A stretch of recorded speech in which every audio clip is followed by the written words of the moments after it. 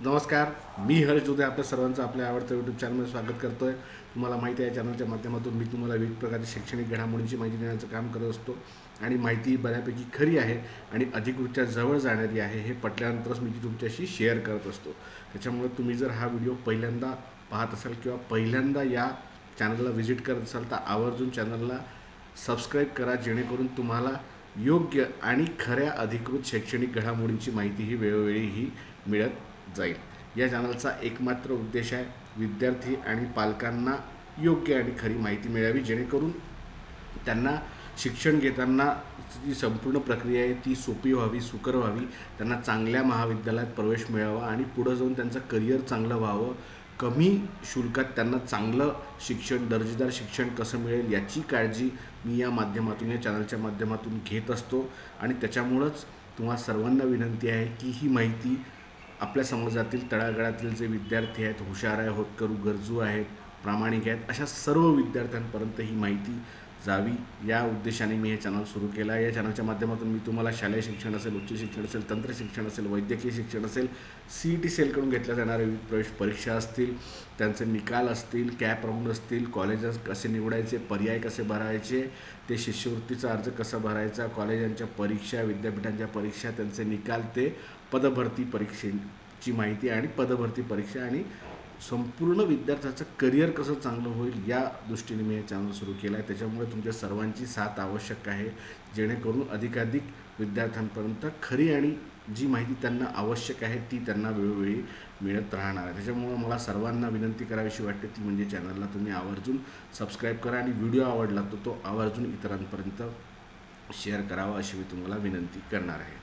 आपल्याला सर्वांनाच माहीत आहे की आपल्या संपूर्ण महाराष्ट्रामध्ये RT प्रवेश प्रक्रिया ही राबवण्यात येते. त्या RT प्रवेश प्रक्रियेबद्दलच आपण काही महत्त्वाचं तुम्हाला मी सांगणार आहे आणि निश्चितच तुम्हाला त्याचा फायदा होणार आहे. त्याच्यामुळे व्हिडिओ शेवटपर्यंत बघावा अशी मी तुम्हाला विनंती करेल. आपल्याला सर्वांनाच माहिती आहे की राज्य सरकारच्या शालेय शिक्षण विभागाकडून ही RT प्रवेश प्रक्रिया राबवण्यात येते. आता RT म्हणजे राईट टू एज्युकेशन, म्हणजे शिक्षण हक्क कायदा. काय आहे हा कायदा? या कायद्यानुसार जे समाजातील विद्यार्थी आहेत, आर्थिक दुर्बल, वंचित घटकातील जे कुटुंबातील जे विद्यार्थी आहेत, मुलं आहे लहान, त्यांना शिक्षणाच्या प्रवाहात आणण्यासाठी ही RT प्रवेश प्रक्रिया ही राबवण्यात येते. त्या RT प्रवेश प्रक्रियेची सर्वजणं वाट पाहत असतात, कारण की आता त्या RT प्रक्रियेमध्ये अनेक रिलॅक्सेशन आल्यामुळं अनेक लोकांना त्याच्यामध्ये सहभागी होता येतं. त्याच्यामुळं ही RT प्रवेश प्रक्रिया यंदाच्यासाठी म्हणजे आगामी 2024-2025 या वर्षासाठी ही सुरू झाली आहे आणि पालकांना त्यांच्या मुलांचा प्रवेश जर RT प्रवेश प्रक्रियेतून करायचा आहे तर त्यांना अर्ज भरता येतो आहे आणि तो 30 तारखेपर्यंत भरता येणार. त्याच्यामुळं जे पालक RT प्रवेश प्रक्रियेची वाट पाहत होते त्यांची ही उत्सुकता आता संपली आहे. 16 एप्रिलपासून हे अर्ज भरायला सुरुवात झाली आणि 30 एप्रिलपासून तुम्हाला हे अर्ज भरावे लागणार आहे. या प्रवेश प्रक्रियेमध्ये बऱ्यापैकी सर्वच विद्यार्थी हे सहभागी होऊ शकतात. जे राखीव प्रवर्गातील आहेत विद्यार्थी, म्हणजे जे राखीव प्रवर्गातील पालक आहे, त्यांना कुठल्याही प्रकारच्या उत्पन्नाची अट नाही आहे. तर खुल्या प्रवर्गातील जे पालक आहेत, ओपन ज्याला म्हणतो खुला गट, त्यांना 1,00,000 रुपये ही लिमिट आहे उत्पन्नाची वार्षिक. त्याच्यामुळं याच्यामध्ये सहभागी होणाऱ्यांचं प्रमाण हे मोठ्या प्रमाणात हे वाढलं आहे. त्याच्यामुळं तुम्ही जर तुमच्या पाल्याचा प्रवेश हा RT प्रवेश प्रक्रियेतून करू इच्छिता तर तुम्ही आधी आता ऑनलाईन अर्ज भरला पाहिजे.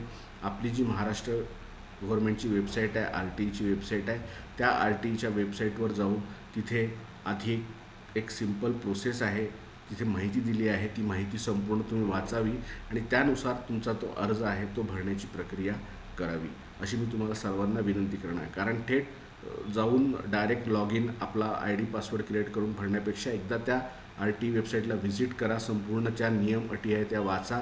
तिथेच तुम्हाला परिपत्रकसुद्धा मिळतील. ते परिपत्रक वाचा आणि त्याच्यानुसार आपलं एक अकाउंट बनवा आणि त्या अकाउंटमध्ये कागदपत्र सगळं अपलोड करून सगळी प्रोसेस ही तुम्हाला करायची आहे. तर साधारणतः 30 एप्रिलपर्यंत ही मुदत तुम्हाला देण्यात आली आहे आणि तुम्हाला या मुदतीत हा अर्ज भरायचा आहे.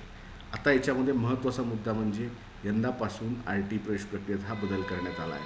म्हणजे तुमच्या घराजवळ जर सरकारी किंवा कुठलीही अनुदानित शाळा असेल तर तुम्हाला प्राधान्याने तिथेच प्रवेश हा मिळणार आहे, खाजगी शाळामध्ये मिळणार नाही. यापूर्वी काय होतं, तर यापूर्वी आपल्या घराजवळची जी खाजगी शाळा आहे त्याचा क्रमांक किंवा त्याचा पर्याय आपण आपल्या अर्जात भरायचा आणि लॉटरी पद्धतीने ते जाहीर झाल्यावर तिथे प्रवेश मिळायचा. मात्र आता अशी परिस्थिती आहे की जर 1 किलोमीटरच्या परिसरात तुम्हाला सरकारी किंवा अनुदानित शाळा ही उपलब्ध असेल तर तुम्हाला तिथे प्रवेश घेता येणार आहे. त्याचप्रमाणे एखाद्या खाजगी शाळा जी आहे, समजून घ्या सपोज एक खाजगी शाळा आहे आणि त्या खाजगी शाळेच्या 1 किलोमीटरच्या परिसरात कुठलीही सरकारी किंवा अनुदानित शाळा आहे तर तुम्हाला आधी प्राधान्याने सरकारी शाळेमध्ये प्रवेश मिळेल, त्याच्यानंतर तुम्हाला अनुदानित शाळेमध्ये, आणि ह्या दोन्ही शाळा नसतील तर तुम्हाला खाजगी शाळेमध्ये प्रवेश हा मिळणार आहे. म्हणजे खूप याच्यामध्ये तुम्हाला वाटतं, म्हणजे आता मी सांगताना तुम्हाला क्लिष्ट वाटत असेल. थोडक्यात विद्यार्थ्यांचा प्रवेश यापुढे हा प्राधान्याने सरकारी किंवा अनुदानित ज्या शाळा आहेत संस्थेच्या त्या शाळांमध्ये होणार आहेत.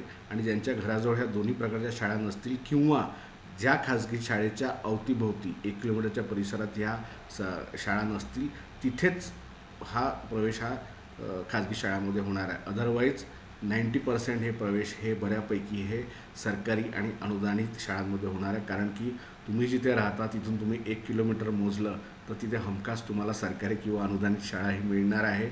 असं फार क्वचित ठिकाणी आहे जिथे ह्या शाळा उपलब्ध नाही. त्याचप्रमाणे अशा फार कमी जागा आहे की जिथे खाजगी शाळा आहे त्या खाजगी शाळेच्या पेरिफेरलमध्ये 1 किलोमीटरमध्ये ह्या खाजगी शाळेच्या पेरिफेरलमध्ये सरकारी शाळा आहे. त्याच्यामुळं यंदापासून प्राधान्याने प्रवेश हे विद्यार्थ्यांना हे सरकारी आणि अनुदानित शाळांमध्ये मिळणार आहे. आणि त्याच्यानंतर त्या ह्या दोन्ही प्रकारच्या शाळा जर उपलब्ध नसतील तर तुम्हाला खाजगी शाळांमध्ये प्रवेश हा मिळणार आहे.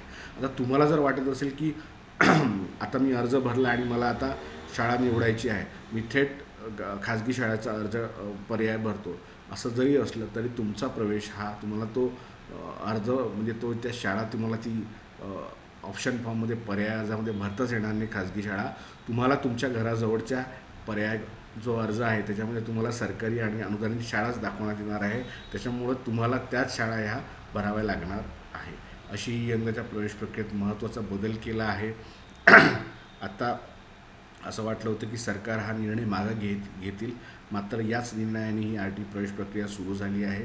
त्याच्यामुळं यावर्षी साधारणतः 75,000 शाळांमध्ये जवळपास 9 लाख जागा ह्या उपलब्ध आहे प्रवेशासाठी. म्हणजे जर विचार केला आपण संपूर्ण महाराष्ट्रात 75,000 शाळा याच्यामध्ये इन्क्लूड झाल्या आहे संपूर्ण 75, आणि त्याच्यामध्ये साधारणतः 9 लाखाच्या आसपास जागा आहे. माझ्याकडे एक एक्झॅक्ट आकडासुद्धा आहे, तो सुद्धा मी तुम्हाला सांगतो साधारणतः किती शाळा याच्यामध्ये असतील. साधारणतः 75,974 शाळा आता या RT प्रवेश प्रक्रियेमध्ये आहे आणि त्याच्यामध्ये 9,72,823 असे हे सगळे तुम्हाला जागा आहे. तर याच्यामध्ये खाजगी शाळांची संख्या फार कमी आहे.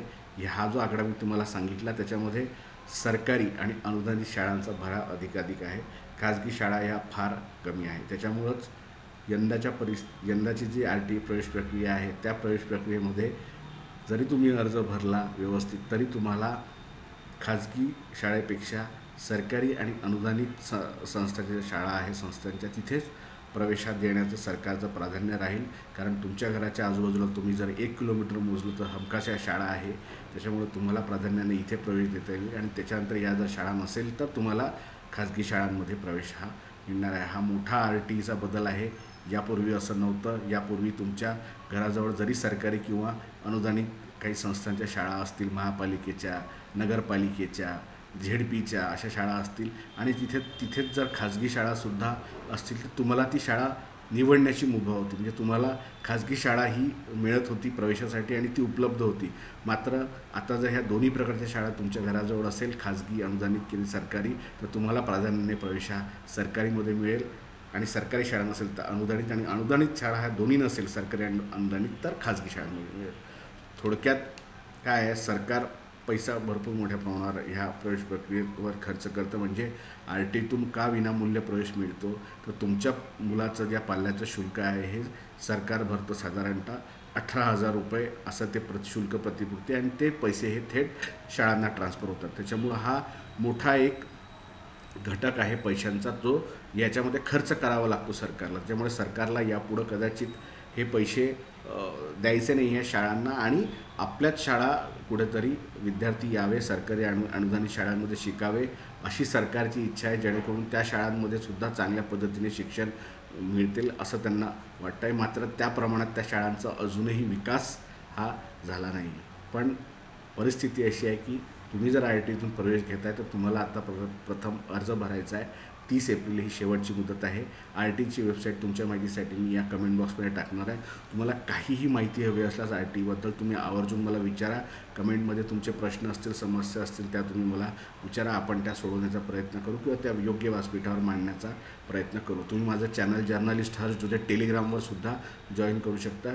जर्नलिस्ट हर्ष जुदे टेलिग्रामवर सुद्धा उपलब्ध आहे. त्याच्यामुळं आर टी प्रवेश प्रक्रियेचे जे पालक इच्छुक आहेत त्यांच्यापर्यंत अधिकाधिक हा व्हिडिओ पोचवावा अशी मी तुम्हाला विनंती करणार आहे.